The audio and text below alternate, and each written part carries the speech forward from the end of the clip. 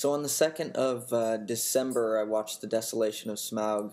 I actually was fortunate enough to go to the premiere. I just went there to see, the actors and the director and so on. But someone in line just happened to give me a ticket, and because of that, I ended up seeing the film. So I waited a few days to give my thoughts on it because, well, number one, there was an embargo. Number two, because I really wanted to wait and see what I thought of it after a few days. And I'm glad I did that because I perhaps have a slightly better outlook on it than I did when I first got out of the theater. Because I think being such a big fan of the Lord of the Rings trilogy, you automatically go into this with expectation. And, I did that when I went to see An Unexpected Journey. And if you see our review on that, I clearly, it just wasn't what I was expecting, which is a bit to my fault, and it's a bit, I think, to Peter Jackson's fault in a way, even though it's his own creative project. But I'm starting to come to grips with what he's doing, and I understand that he's making his own vision of this movie. I mean, he's really just having fun with these movies. It's no longer really about fan service. It's more about what he wants to do with it.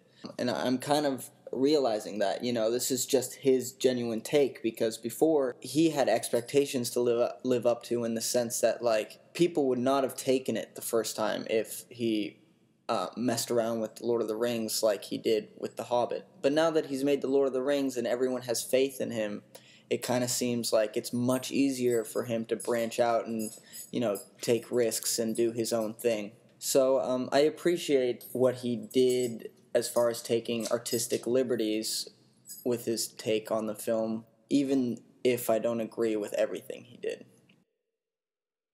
Okay, so now here's to the actual review.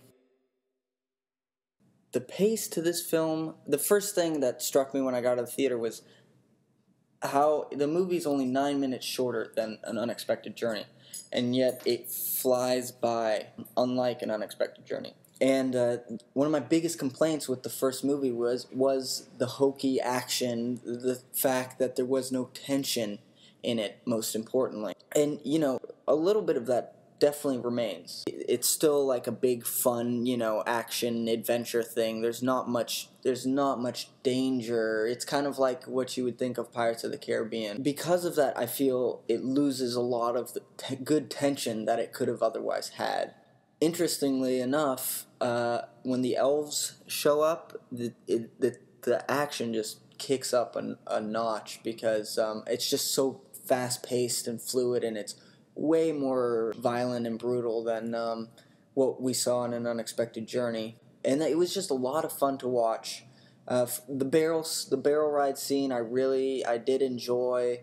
Maybe, some CGI was too obvious with the water. That's kind of nitpicking, honestly. For some reason, I really pick up on that stuff. But speaking of the CGI, I do have to give credit where credit is due and say that it's much more consistent than it was in An Unexpected Journey. I mean, An Unexpected Journey really had its ups and downs. Some stuff looked incredible. Some stuff looked like utter shit. And here, it's more leaning towards the incredible side, which I'm happy to announce.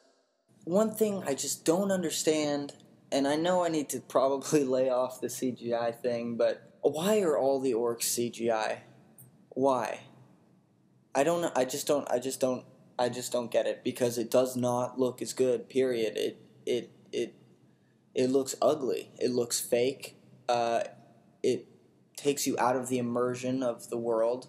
I hear Jackson saying, like, if I could have done CGI orcs on Rings, I would have done that. And now that I can, I do it.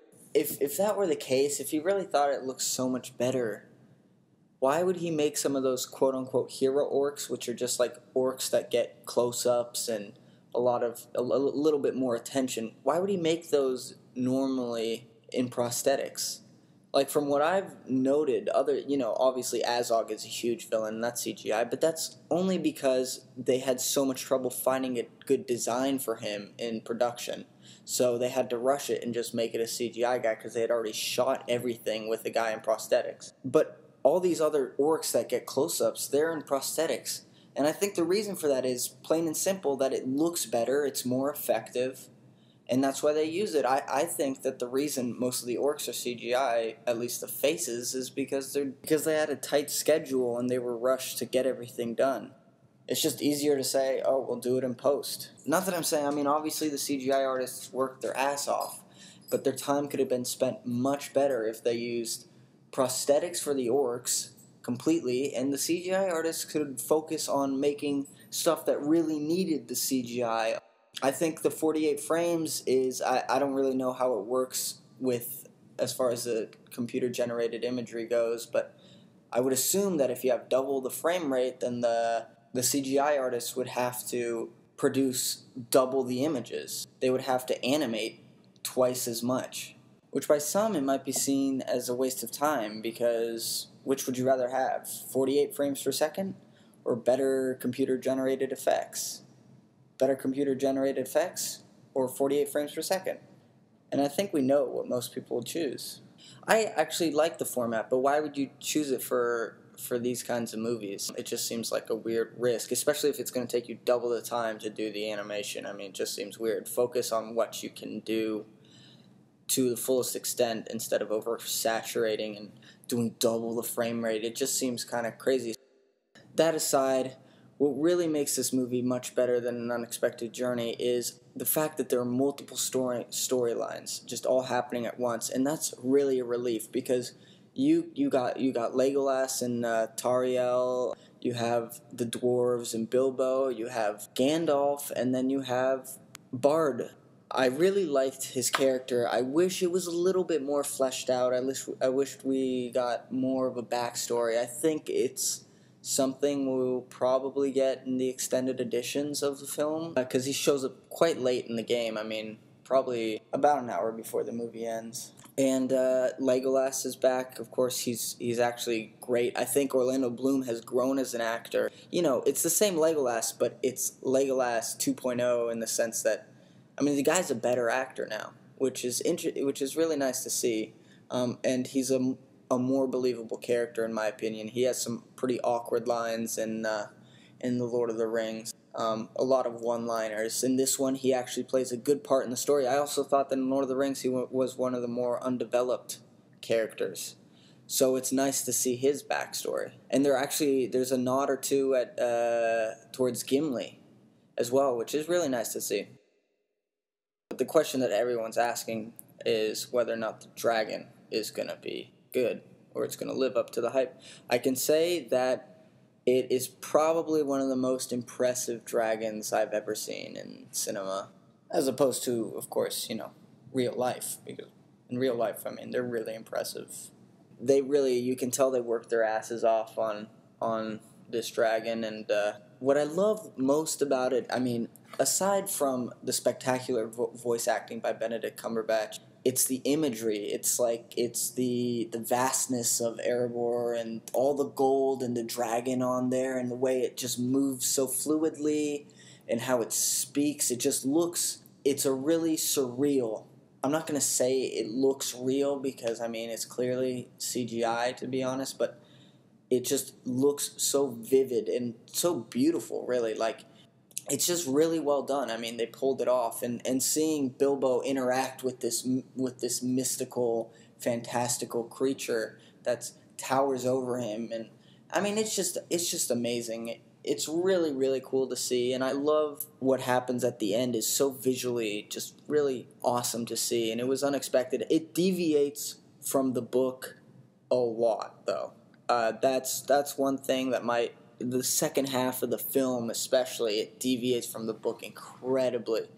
And I'm not just talking about, little things or the appendices stuff. I'm talking about, like, just taking real liberties with what the book did. Like, just not even adding in new things, just changing things. Making them something completely different, almost unrecognizable. And, like I said, that's his take on it, and that's totally fine, because I'm not a book. I'm a big fan of the books, but I'm not going to be a purist with the movies. The movies are someone's take on the book, and they can do it however they want. And I guess, in the end, I am fine with it because it's entertaining and it gets pulled off. one of the big complaints, and it wasn't one of my complaints, but one of the big complaints with An Unexpected Journey was how slow it was in the start. This is just the opposite, and it's almost a little complaint of mine because I wish they spent 5 more minutes in the beginning, especially at Beorn's house, because it just felt very rushed. So I really hope that in the extended editions we get to see more of that. I'm sure we will, because they built a huge, beautiful set for it, and you literally barely get to see it, which is a bummer. You don't even see the outside of his house very well, as far as I remember. And another thing is that the soundtrack is much better, more original music, because there's Lake Town, there's the Elven Kingdom of Mirkwood. It's nice to see new locations, so we get a brand new soundtrack. It doesn't live up to the Lord of the Rings. I mean, it really doesn't, but it's still quite good, and I enjoyed it. It's especially good when the dragon is around. I mean, it really helps up the drama and the tension. So it's a lot of fun. I would recommend going to see it. Just so you guys know, we're going to have a spoiler review with me and a few buddies that are going to see it when it comes out on the 13th, and we're going to get together and talk about it and share our opinions. I'm going to save my score for then, but just know that I did like it. It's no Lord of the Rings as far as the level of quality, but it's better than An Unexpected Journey, in my opinion. And yeah, I look forward to seeing you guys on the 13th when we do a new review. Thanks a lot for listening.